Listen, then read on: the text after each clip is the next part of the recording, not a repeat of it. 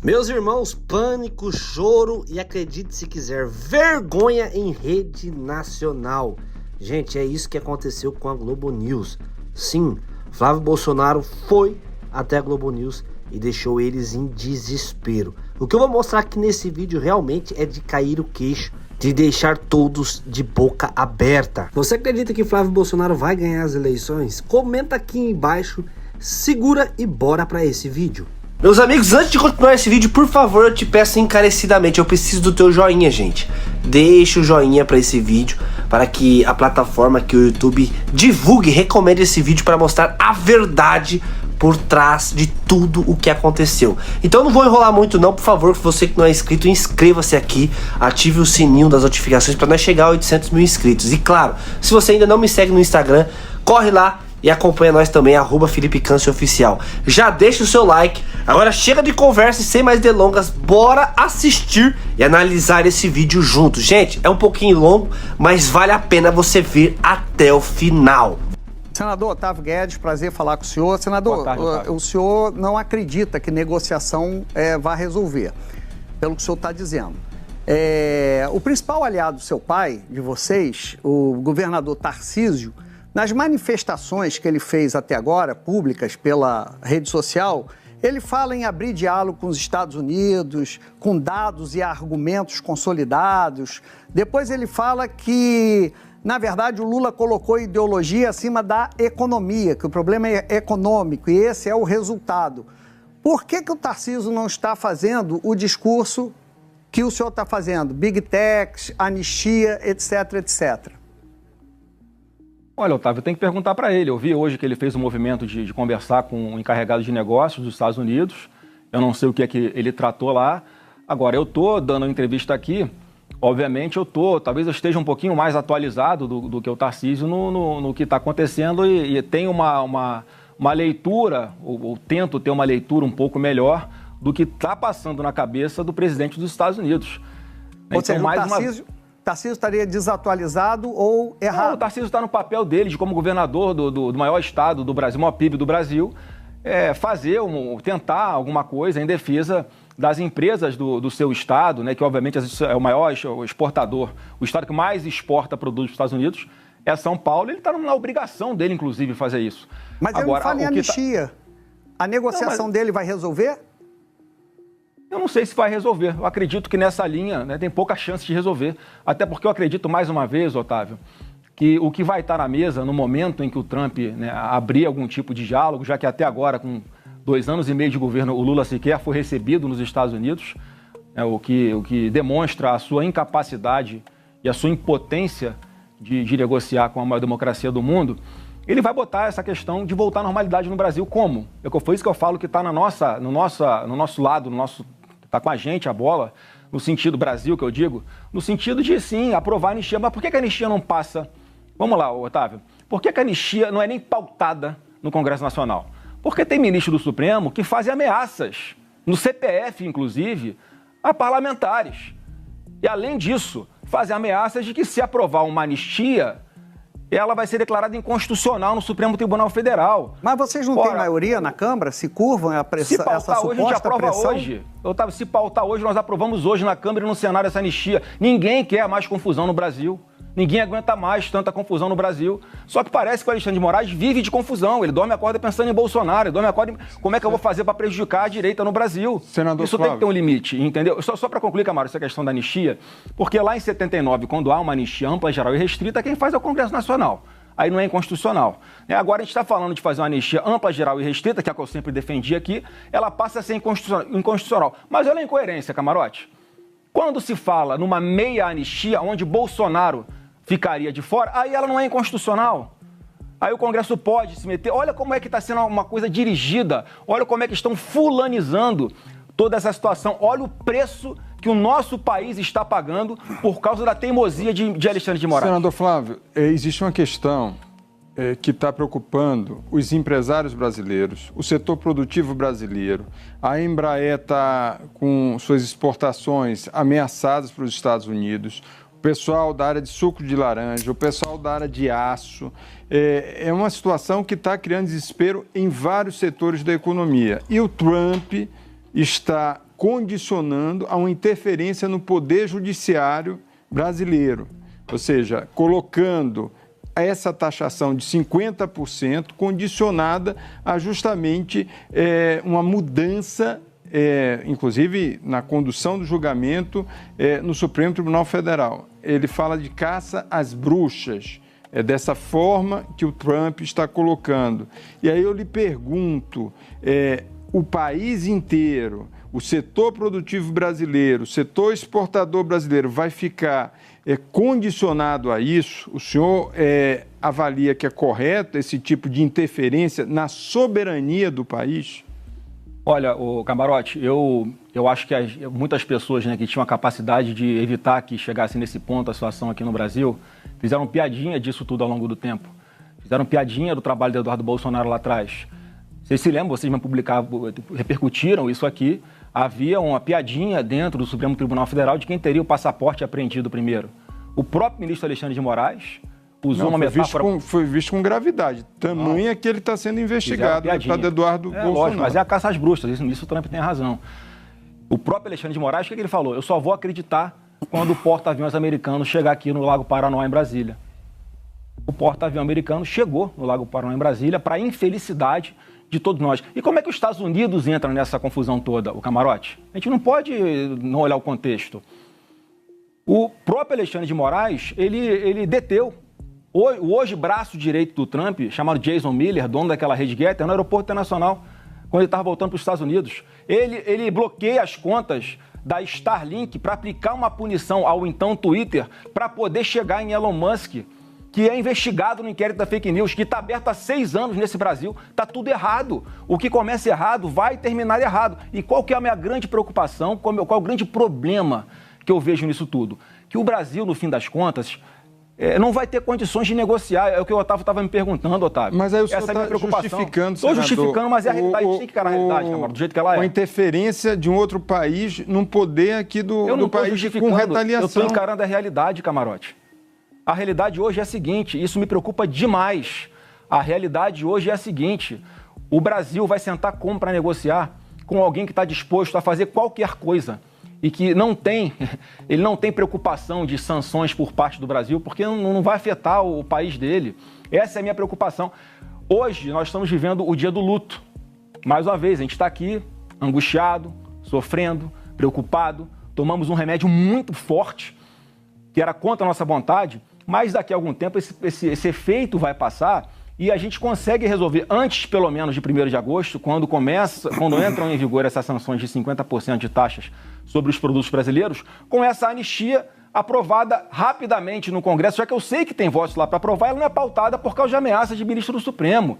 A gente não pode fingir que a nossa democracia está normal. Então não é, Júlia, respondendo a sua pergunta inicial também. Então vocês estão defendendo, vocês estão aceitando o Brasil se sucumbir à ameaça que Trump está fazendo ao país. Esse é o ponto, Júlia. Assim, se derem anistia, tudo bem. Então, a gente tira os 50% de taxação.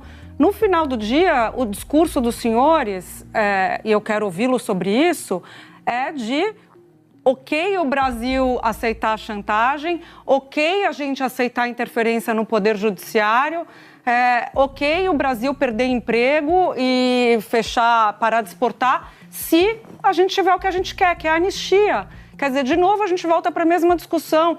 É a defesa de um interesse de um grupo político em troca do interesse maior do Brasil.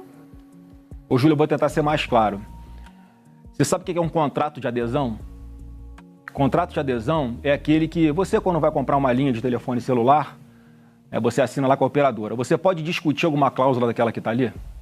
Não pode. Ou você adere àquele contrato, ou você assina, ou você não assina, você vai buscar, né? Ou vai falar no orelhão.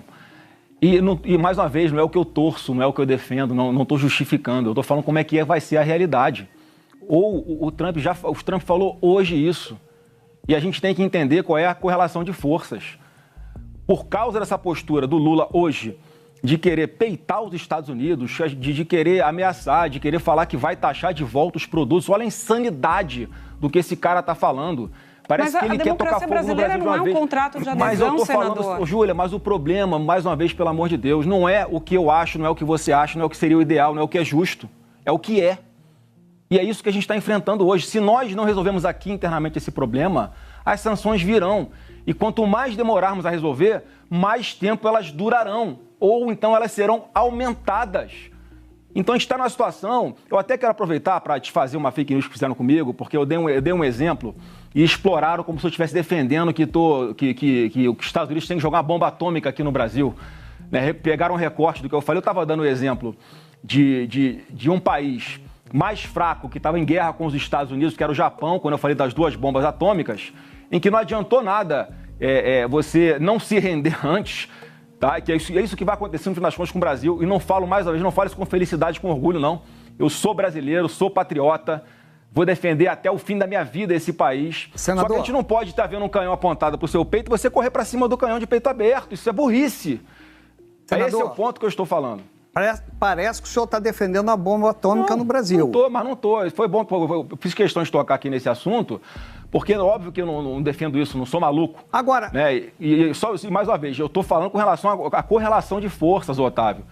A gente não pode achar que a gente vai invadir, eu e você, de estilingue, o Complexo Alemão no Rio de Janeiro. Por que que o seu pai... falando. Por que o seu pai, na eleição lá do Biden, ele falou que quando acaba a saliva, tem a pólvora? Foi quase uma declaração de guerra. O que mudou no poderio? Ele não tinha medo? Não existia esse temor? Aliás, falar em declaração dos seus pais, senador, os senhores acusam Lula de anti-americanismo, a esquerda de anti-americanismo. Eu vou ler algumas declarações do seu pai enquanto deputado. Ele dizia o seguinte, ele foi numa viagem à Amazônia e disse assim,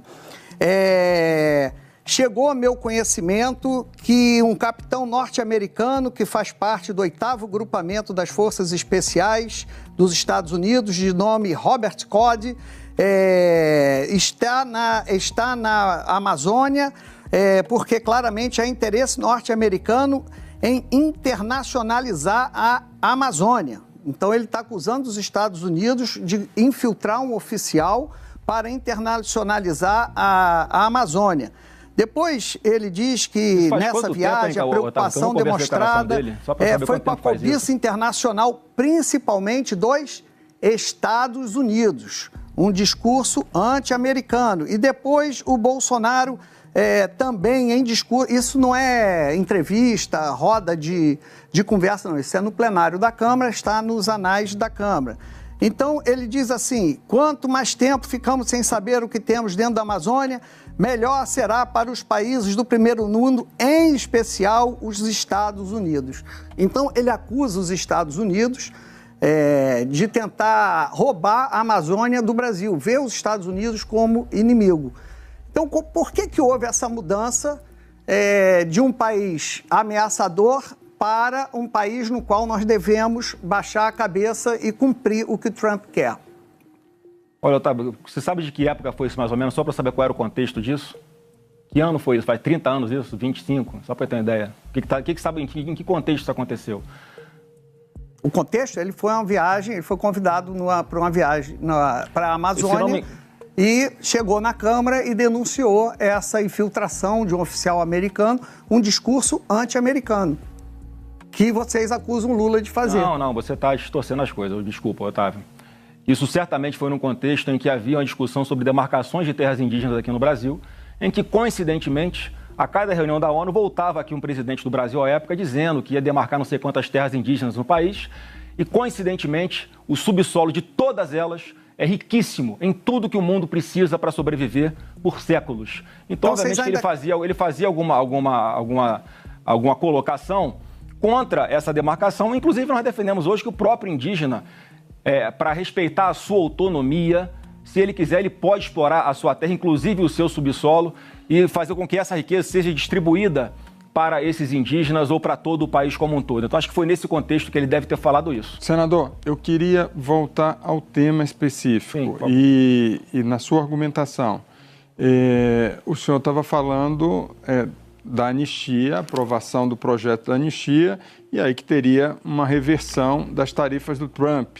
O senhor está sugerindo exatamente uma troca? Seria isso, trocar a taxação pela anistia, pelo Congresso Nacional?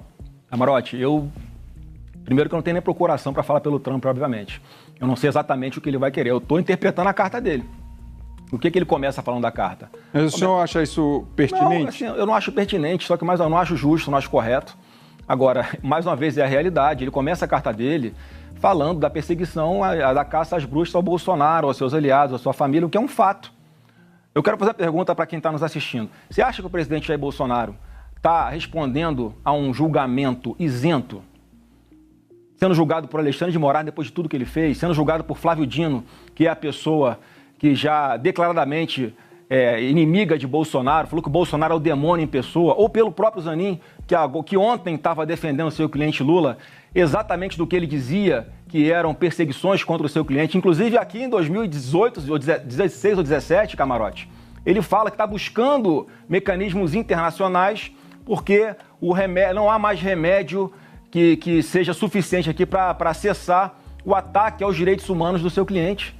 Quer dizer, alguém que pensava assim está sentado na cadeira do Supremo Tribunal Federal hoje e está julgando o Bolsonaro, condenando, mesmo com todas as atrocidades que ele sabe que existem no processo. Então, assim, esse é um julgamento injusto. Se o Bolsonaro tivesse com 3% nas pesquisas, não tinha ninguém falando de Bolsonaro. Agora, como ele está liderando e todos sabem que se ele estiver nas urnas no próximo ano, ele será o próximo presidente do Brasil, há essa preocupação toda. Eu só quero aqui aproveitar o espaço para falar que não tem que ter medo de Bolsonaro, tem que respeitá-lo e respeitar o eleitor de escolha quem ele quiser para comandar o nosso Brasil. É justamente um setor importante de quem votou no ex-presidente Jair Bolsonaro, poderia citar o agronegócio, o setor produtivo. São esses setores que estão sendo atingidos com essa taxação brutal, desproporcional e tem, como o senhor mesmo admite, um viés político, não tem uma lógica econômica por trás dessa taxação. Como é que o senhor responde para esses segmentos que apoiaram maciçamente a eleição em 2018 do ex-presidente Jair Bolsonaro e a tentativa de reeleição em 2022? Eu respondo, Camarote, que obviamente que eu acho que é injusto. É injusto. Agora, mais uma vez, a gente tem que resolver. E quanto antes nós resolvermos, melhor. Por isso nós temos até o dia 1º de agosto para aprovar, para começar alguma coisa, para começar a sinalizar de que o Brasil está disposto a voltar à normalidade. Porque eu me coloco muito, Camarote, no lugar das pessoas. Eu fico imaginando o que está passando na cabeça do Trump nessa hora. Ele deve olhar para a América Latina e ver o que está acontecendo na Venezuela. Deve pensar assim, eu vou esperar chegar nesse ponto para depois impor sanções às empresas brasileiras ou tentar fazer alguma coisa para que a democracia ali prevaleça, porque ali vai ser mais um bunker do meu concorrente mundial, que é a China. É isso que passa na cabeça dele. Então, se nós estamos aqui nesse momento discutindo como é que sai dessa enrascada, eu estou falando qual é o caminho. A gente sai dessa enrascada voltando o Brasil à normalidade. Para começar, eu estou dizendo aqui bem claro, para começar, eu imagino que é isso, que vai ser um gesto importante, é aprovar uma anistia ampla, geral e irrestrita, já que na carta dele ele fala claramente que é uma caça às bruxas a Bolsonaro. Então vamos acabar com a caça às bruxas ao Bolsonaro, que é o que a gente já tinha que fazer, independente de pressão externa, e que todo mundo está fingindo que nós estamos numa democracia plena e só porque é contra o Bolsonaro pode. Vamos fazer um exercício aqui, Camarote? Pega esse processo do Bolsonaro e bota na capa Michel Temer. Já está todo mundo reagindo assim? Pega esse processo do Bolsonaro e bota na capa Luiz Inácio Lula da Silva.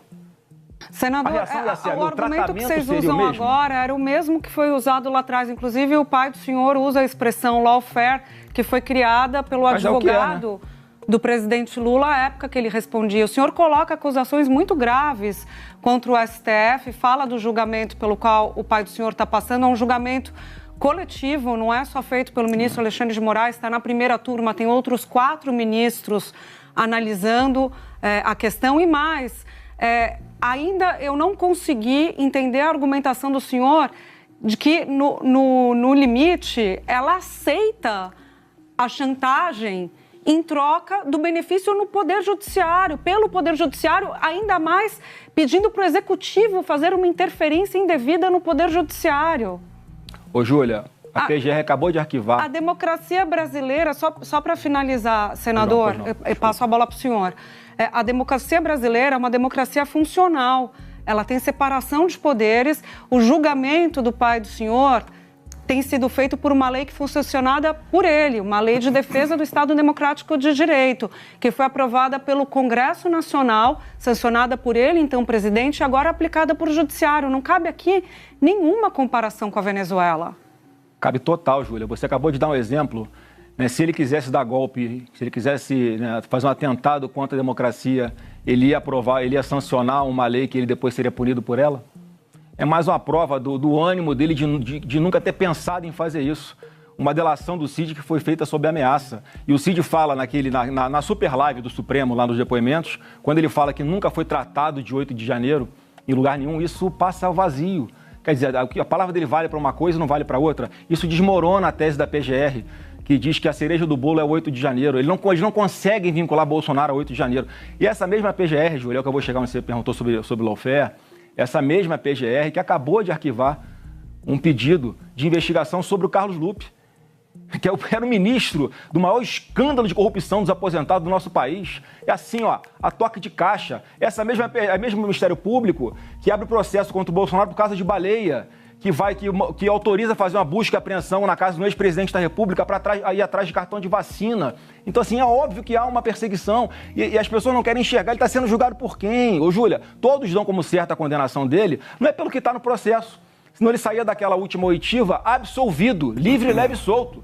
Todo mundo dá como certa a sua condenação por causa dos ministros que vão julgar. É o que eu estou falando aqui. A gente não pode fingir que isso está normal, que está tudo bem, que o país está na democracia plena, porque não está essa realidade. Doa quem doer. Pode ficar com raiva do que eu estou falando, eu só estou falando a verdade. Senador, e todo mundo, no fundo, sabe disso. Essa estratégia da família Bolsonaro, inclusive com o Eduardo Bolsonaro lá nos Estados Unidos, tem dado uma sobrevida e um fôlego ao presidente Lula, justamente por essa percepção de que existe um movimento em que está prejudicando o país como um todo.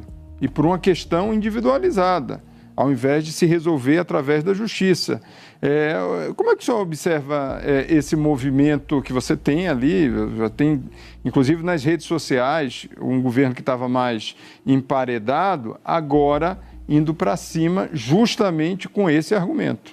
Olha, eu acho que tem uma coisa muito maior no nosso Brasil, que as pessoas não percebem. A gente parece um sapo numa panela que vai fervendo, vai esquentando a água, quando vê a gente está morto. O sapo está morto lá na água fervente. É o que está acontecendo com o nosso Brasil. Então, assim, para a gente fazer o nosso dever de casa, para acelerar o que a gente é obrigado, que a gente já deveria ter feito há muito tempo aqui no Brasil, que é uma anistia, por exemplo, a gente tem que esperar ter algum empurrãozinho do lado de fora, e na prática é o que está acontecendo. Mais uma vez, é muito grave, é injusto, claro que é injusto, ninguém queria estar nesse ponto. Há quanto tempo nós estamos falando que é preciso fazer algo? Mas, infelizmente, as coisas não acontecem. Não há uma autorregulação do Supremo. Alexandre de Moraes faz o que faz, a revelia de tudo, arregaçando a nossa democracia, e porque é contra o Bolsonaro está valendo. Então não é narrativa. A gente não bota na balança, Camarote, e pesa. O que vai dar voto, vou fazer. O que não vai dar voto, não vou fazer. A gente está fazendo aquilo que a gente acha que é o certo, porque lá no final, no fim das contas, a gente sabe que a gente está lutando para que o nosso Brasil volte à normalidade. A gente vai viver mais quanto tempo com um parlamentar ficando com medo de subir na tribuna, e dependendo do que fale, ele vai ser preso. Mas mesmo que o Brasil agora, senador, eu não estou defendendo que esse seja o remédio, não, Júlia. Eu não defendo que esse seja o remédio, não. Inclusive, o Eduardo estava lá trabalhando, mais uma vez, e nós aqui entendendo que era por uma sanção pela lei Magnitsky ao Alexandre de Moraes. Mas ele disse que era corretíssima a decisão do Trump. E quem decide qual vai ser a sanção, o que faz, o que não faz, é o Trump. Mais uma vez, agora o avião já decolou. A gente tem que fazer alguma coisa para que esse sofrimento não se alongue, não se prolongue. Porque se nós não agirmos dessa forma, se não descermos aí do pedestal, se não formos humildes, infelizmente o Brasil vai continuar sofrendo cada vez mais. Depois de tudo que você assistiu aqui nesse vídeo, comenta aqui abaixo, deixa a tua opinião. E é claro, né, gente? Por favor, bora compartilhar esse vídeo, deixar o joinha. E com certeza, se você não é inscrito, inscreva-se aqui no canal. Aqui nós mostra realmente o que está acontecendo por trás dos bastidores. Tudo o que está acontecendo. Deus abençoe você e a tua família. Fique com Deus e até o próximo vídeo, se Deus quiser. Fui!